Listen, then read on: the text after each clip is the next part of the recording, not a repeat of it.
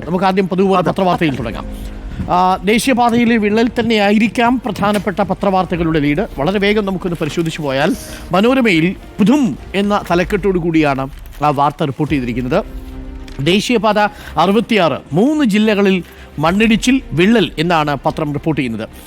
മലപ്പുറം എടരിക്കോട്ടും തൃശൂർ ചാവക്കാട്ടും പാലത്തിൽ വിള്ളൽ, കണ്ണൂർ തളിപ്പറമ്പിൽ റോഡ് ഇടിഞ്ഞു, കണ്ണൂരിലും മലപ്പുറത്തും ജനങ്ങളുടെ പ്രതിഷേധം എന്നാണ്. അടിയിലെ മണ്ണ് തെന്നിമാറി എന്ന് വിദഗ്ധ സംഘം പറയുന്നതായിട്ടും പത്രത്തിൽ കൊടുക്കുന്നു. മുകളിലെ ഭാരം താങ്ങാനാകാതെ അടിയിലെ മണ്ണ് തെന്നിമാറിയതാണ് മലപ്പുറം കുരിയാട് റോഡ് തകരാൻ കാരണമെന്നാണ് ഇന്നലെ സ്ഥലത്തെത്തിയ വിദഗ്ധ സംഘത്തിന്റെ നിഗമനം. വിശദ റിപ്പോർട്ട് പിന്നീട് ദേശീയപാത അതോറിറ്റിക്ക് കൈമാറും. ചുരുക്കത്തിൽ ദേശീയപാത അതോറിറ്റിക്കും അതിൻ്റെ ക്ലെയിം എടുക്കാൻ ശ്രമിച്ച സർക്കാരിനും ഒരേപോലെ തലവേദനയായി മാറിയിരിക്കുകയാണ് ഇപ്പോൾ ദേശീയപാതയിലെ മണ്ണിടിച്ചിൽ. തലവേദന എന്നുള്ളതല്ല, അവിടെ താമസിക്കുന്ന മനുഷ്യർക്ക്, ആ വഴി സഞ്ചരിക്കുന്ന ആൾക്കാർക്കൊക്കെ ആശങ്കയുണ്ട്. പ്രത്യേകിച്ച് ഈ മണ്ണിടിച്ചിൽ ഉണ്ടായ സ്ഥലത്ത് കുരിയാട് ഭാഗത്ത് പ്രത്യേകിച്ച്, അല്ലേ? അതെ, കുരിയാട് ഭാഗത്തിന് സമീപത്തും ഈ തരത്തിൽ വിള്ളലുകളൊക്കെ ഉണ്ടാകുന്നുണ്ട്. ശ്രുതി, എന്താണ് മാധ്യമത്തിന്റെ മാതൃഭൂമിയും ദേശീയപാത 66 ഇങ്ങനെ പണിയണ്ട എന്ന് പറഞ്ഞിട്ടുള്ള ഒരു തലക്കെട്ടാണ്. ആ പണിയണ്ട എന്ന് പറയുന്നിടത്ത് വിള്ളലോട് കൂടിയിട്ടുള്ള ഒരു തലക്കെട്ടാണ് കൊടുത്തിരിക്കുന്നത്. ഈ വാർത്ത തന്നെയാണ് പ്രധാനപ്പെട്ടതായിട്ട് കൊടുത്തിരിക്കുന്നത്. കരാറുകാരനെ വിലക്കാൻ കേന്ദ്രം എന്നുള്ളൊരു സൈഡ് ഹെഡിങ് കൂടിയുണ്ട്, സബ് ഹെഡിങ് കൂടിയുണ്ട്. ദേശീയപാത നിർമ്മാണത്തിലെ പ്രശ്നങ്ങൾ ഗൗരവമായെടുത്ത് കേന്ദ്ര ഉപരിതല ഗതാഗത മന്ത്രാലയം.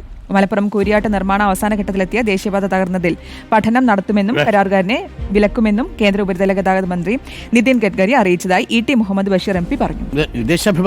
ദേശാഭിമാനിയിൽ ഈ വിള്ളലൊന്നും ഫ്രണ്ട് പേജിലില്ല, പക്ഷെ മറ്റൊന്നാണ് കുതിക്കും കേരളം എന്നാണ് വാർത്ത. ഈ ബാലഗോപാലിനെ കോട്ട് ചെയ്തുകൊണ്ട് നികുതിയേതര വരുമാനം 1,00,000 കോടിയാകും.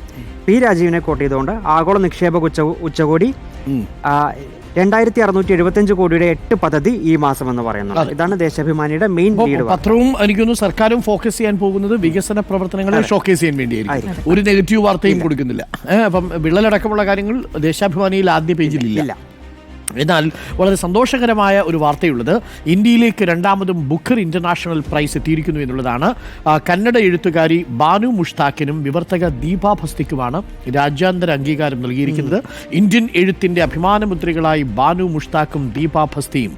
കന്നഡയിൽ നിന്ന് ഇംഗ്ലീഷിലേക്ക് ദീപാ ഭസ്തി പരിഭാഷപ്പെടുത്തിയ ബാനു മുഷ്താഖിന്റെ ചെറുകഥാ സമാഹാരം ഹാർട്ട് ലാംപ് ഈ വർഷത്തെ ബുക്കർ ഇന്റർനാഷണൽ പുരസ്കാരം നേടിയതിന്റെ ആഹ്ലാദത്തിലാണ് രാജ്യം.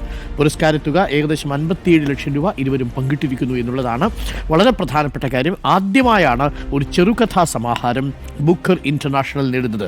ഇന്ത്യയിലേക്ക് ഇത് 2ാം വട്ടവും കന്നഡയിലേക്ക് ആദ്യവുമാണ് അംഗീകാരം. ഇന്ത്യൻ വിവർത്തക പുരസ്കാരം നേടുന്നതും ഇത് ആദ്യമായിട്ടാണ് എന്നുള്ളതാണ് പ്രധാനപ്പെട്ട ഒരു കാര്യമാണ്, അല്ലേ?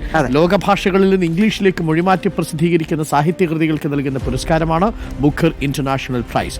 ഹിന്ദി എഴുത്തുകാരിയായ ഗീതാഞ്ജലി ശ്രീയുടെ നോവൽ ടൂം ഓഫ് സാൻഡ് എന്നുള്ളതാണ് ഇതിനു മുമ്പ് നേടിയ ബുക്കർ ഇന്റർനാഷണൽ പുരസ്കാരം നേടിയ ആദ്യ പുസ്തകം. അതൊരു സന്തോഷകരമായ വാർത്തയാണ്. ആ വാർത്ത മാതൃഭൂമിയിലുമുണ്ട്.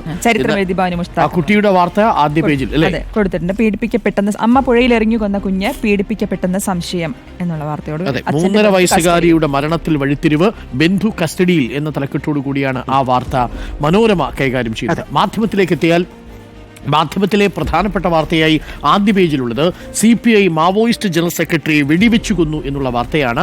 ബസവരാജു എന്നാണ് പേര്. ആ വാർത്ത മനോരമയും ആദ്യ പേജിൽ തന്നെ ക്യാരി ചെയ്യുന്നുണ്ട്.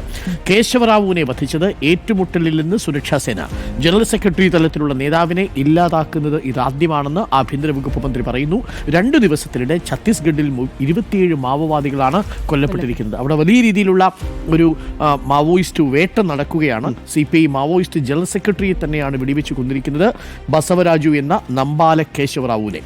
മാവോവാദികളുടെ ഉന്നത നേതാവും CPI മാവോയിസ്റ്റ് ജനറൽ സെക്രട്ടറിയുമായ ബസവരാജു എന്ന നമ്പാല കേശവറാവുവിനെ വെടിവെച്ചു കൊന്നതായി സുരക്ഷാ സേന എന്ന വാർത്തയാണ് മാധ്യമം പ്രധാനപ്പെട്ട വാർത്തയായി ആദ്യ പേജിൽ നൽകുന്നത്. ഇതോടൊപ്പം മാധ്യമത്തിൻ്റെ പ്രധാനപ്പെട്ട ലീഡ് മറ്റ് പത്രങ്ങളിലുമുണ്ട്. വഖഫ് 3C വകുപ്പിൽ കോടതിക്ക് ഇടപെടാം എന്ന് കേന്ദ്രം പറയുന്ന ഒരു പ്രധാനപ്പെട്ട വാദമുണ്ട്.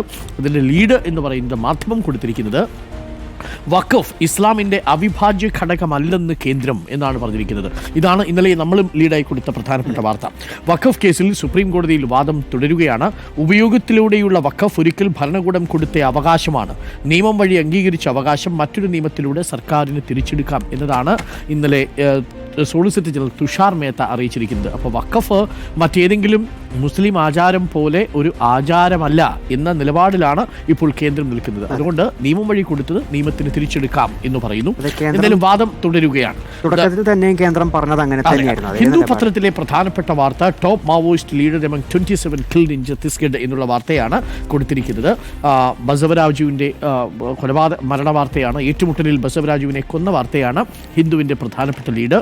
ഹാർട്ട് ലാംപ് എന്ന നമ്മൾ നേരത്തെ പറഞ്ഞ ബാനു മുഷ്താഖിന്റെ ചെറുകഥാ സമാഹാരത്തിന് ബുക്കർ പ്രൈസ് കിട്ടിയ വാർത്തയും ദ ഹിന്ദു ആദ്യ പേജിൽ തന്നെ നൽകുന്നു. ഇതൊക്കെയാണ് പ്രധാനമായിട്ടും ഇന്ന് പത്രങ്ങളിൽ നിറഞ്ഞു നിൽക്കുന്നത്. നമ്മളെ അല്ലാതെ അലട്ടുന്നതും സങ്കടപ്പെടുത്തുന്നതും ആശങ്കപ്പെടുത്തുന്നതും എറണാകുളത്തെ 3.5 വയസ്സുകാരി അച്ഛൻ്റെ അടുത്ത ബന്ധുവിനാൽ പീഡിപ്പിക്കപ്പെട്ടിരുന്നു, കൊല ചെയ്യപ്പെടുന്നതിന് മുൻപ് എന്നുള്ള വാർത്തയാണ്. ആ വാർത്തയടക്കം ഒട്ടേറെ വിശദാംശങ്ങൾ വരുന്ന സമയമാണ്.